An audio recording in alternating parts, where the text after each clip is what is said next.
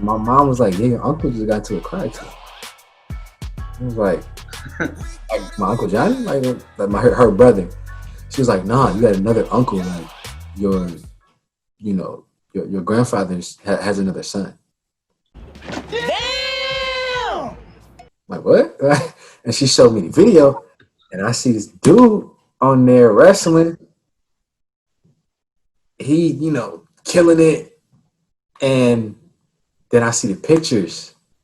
See the pictures of the broken jaw, all this, like, just in a vegetable state.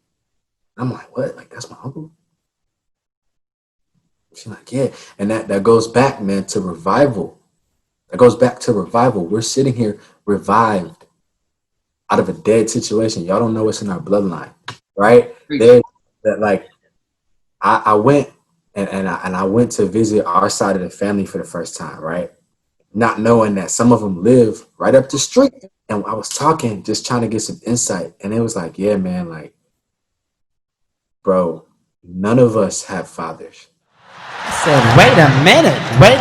Wait a minute.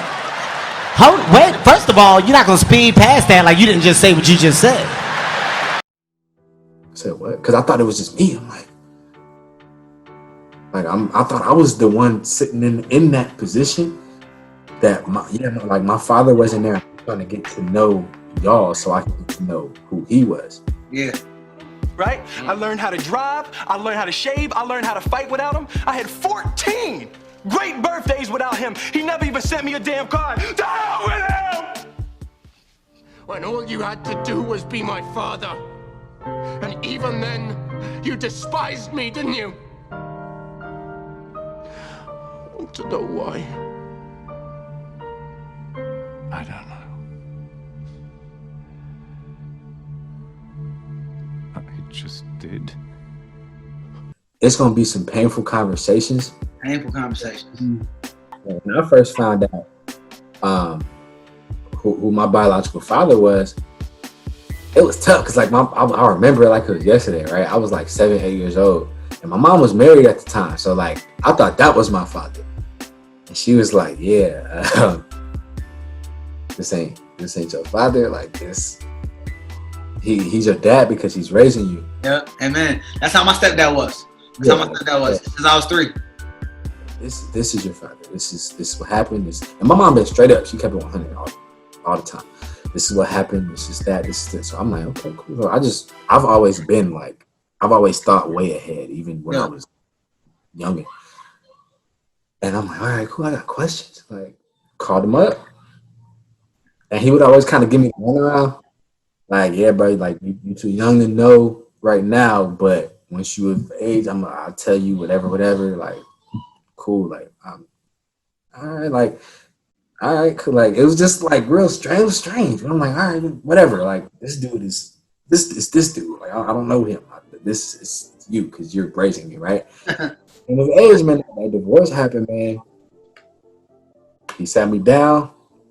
My ex stepfather, he sat me down. It's like, man, me and mom's, stuff not working out, whatever. But I'm still your father. My biggest thing was, bro, like he said that, and then after the separation, I never saw him again. And mind you, y'all, like for y'all out there that's older that got kids, y'all kids ain't stupid. First of all, my kids are not stupid. I knew my mama, they both tried to hide stuff. I knew everything that was going on. I knew all the things. I knew it all. Y'all trying to cover stuff up. Nope, not for me. Around that time, because of what I just said, my trust for males really wasn't there at all. Like my trust for male figures really wasn't there at all. And it took me a while to work on that. Like you have to really show me that you got my back in order for me to like really open up to you. But off rip, like you like, yeah, I'm off rip. I'm looking at you like, all right, like you gonna leave too? Like, yeah. You know what I mean? Yeah. So it was a really, the trust factor just wasn't there at all. And then plus, like I was a little older, so I had more questions. Now, mind you, we hadn't talked. Like I actually met my biological father when I was 12, and it went Like it did not go how it was supposed to go. Came to my basketball tournament, right? And I met him. I shook his hand, and that was it. Like that was really it. Like I went back with my team. My mom was like, "You need to go over there and try to talk to your father." So I went over there. We sat at a table in between games, and we just sat there, just like. In my heart, to be honest, I still want to be like my dad. I didn't know who my real father was until I was about 9, 10 years old. Yet when I found out, I was thrilled. I was thrilled. I was so excited because I knew who my dad was, but I didn't know he was my dad. It's a whole other side of you that you don't know. Like exactly with my family, like my Johnson side, I look like them, all that. And certain like outgoing aspects of me, he's like, yeah, that's a Johnson right there. Like people look at you like, you that Johnson boy, and you're like, yeah. But it's also this reserved, quiet side, this certain side that's just like, that ain't Johnson.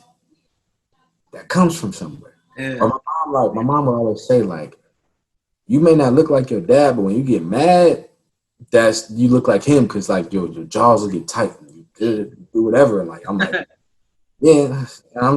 And for the longest, I would kind of just look at her like, you know what I mean? But like not like purposely, but because it was still some anger there. I'm just like, you want to, and low key, you potentially just want to know, right? Because there's 50% of you that is you just don't know. It's just like, bro, why am I doing this? Why am I, you know what I mean? Why am I moving like this? Why am I, you know what I mean? Like, it's a mystery, but you got to choose love, right? You got to, like, you said, back to the thing, you got to choose love. We had a conversation, right? It was last year, my freshman year. Everything was going cool. Everything was going smooth. And I actually was thinking about like, man, like, I'm not even affected by the situation anymore. I forgive the dude. I forgive him. Like, we cool. Like, if he contacted me this day, I'll respond. I hit him back.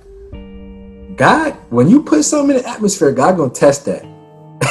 Because we had no communication out of nowhere. My mom hit me up and was like, yeah, I think your dad trying to get in contact with you through Facebook. And I don't get on Facebook no more. So she saw it, she told me, I responded. I'm like, all right, cool. And we had a conversation, man, and when it left, I was respectful, but it did go left.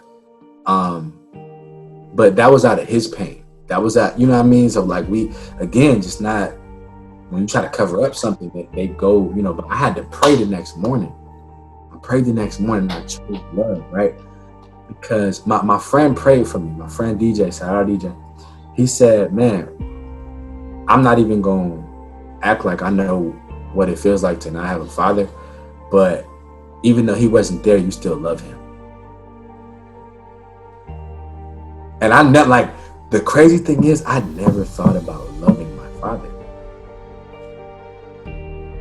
Never, because he wasn't here. So it was just, I'm just so used to it just being me and my mom. I never thought about, man, I love my father. That sounds so weird to say, don't like, I never thought about like, man, I do. And so when I prayed the next morning, man, I just began to cry. It was like, God, man, whatever you doing, use me, right? Forgive me for whatever I may have said about him, thought towards him, called him that he don't know, but like, forgive me and use me for whatever you're trying to do within me and his relationship. Now, have we talked since then? But you got to choose love. We're continuously climbing, nephew. That's all we're doing is we're climbing. We're not searching for validation or acceptance. At once I was really looking for validation and acceptance from male leaders and father-like figures, from my coaches and wives, because I grew up, as I'm growing up, with my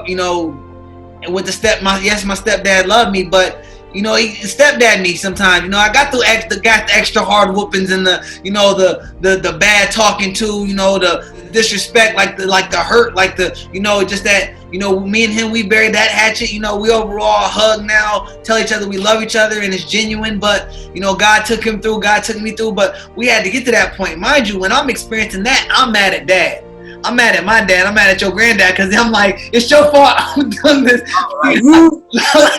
because of you. I'm here now. Like so, like I had to grow in them. My mom's verbal personalizing some of my own things, and that I'm bringing destruction upon so many people because I'm mad and I'm hurt.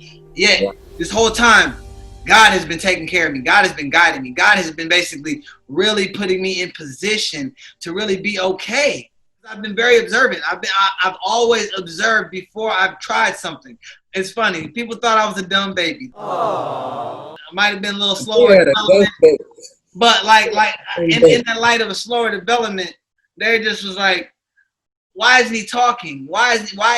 And I'm 3 years old and I'm not saying nothing. But mind you, when I finally did talk at 3 years old, I was able to say a whole sentence. And then they all looked up, was like, who said that? And you knew what you was doing. And it was me. I knew what I was doing. I'm African American, y'all. I checked my ancestry DNA. I got a little bit of everything in me. I sometimes like to check 2 boxes. I like to throw in my native side. Yeah, because you got that head. I don't know where that comes from. Yeah, that's I think that's on my mom's side, but I think that's it's definitely your mama's side because that's on that. Yeah, we got the Native American roots. Other side. To revive. It's to revive just like this. We did not know each other, but God took for him. Number one, for him to almost die. It's crazy. That's crazy. He almost died. Literally almost died. Yeah. And look at us right now. It's God just dropped him. It's somebody else. There's somebody else that probably just went through a car accident. Something. It's somebody else that's probably on their deathbed right now. Somebody that's experiencing COVID. Anything. This is what the car looked like.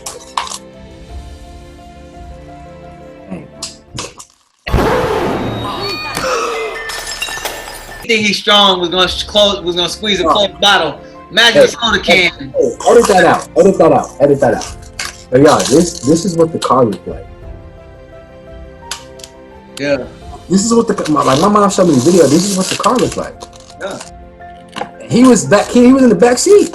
All the way in the back. And I'm like, but through that, bro, we got so close at as soon as he could talk, it was just we instantly connected. Instantly. We here. Whatever y'all situation is, man, we here to help it be revived. Any way that we can help fill the gaps in your heart, because we all got gaps. Yet God has given us love, so we fill them gaps with love. Love one another as I have loved you. For love covers a multitude of sins. We can't hate those who have hurt us. If we are living in a state of hate, we're not living. Message. I'm still a little salty, a little sad, a little. I still got some things I want to talk to Pops about that this conversation made me be like, no, maybe I should just. Then the next question is, will I be okay with the answers? Right. You can't ask something you don't know the answer. Come on, will I be okay with the answers, or will I want to hear something else? So I feel like human nature. When human nature asks a question, we know what we want to hear. Right. That's a lot of times we're afraid of what we're gonna hear, so we don't ask at all. Right. And that's just that's bad. Why? Is because then we're forced to answer ourselves, and we don't give ourselves the best answers at all. And the truth sets us free, not a comforted lie or something that sounds good. Exactly. Jehovah.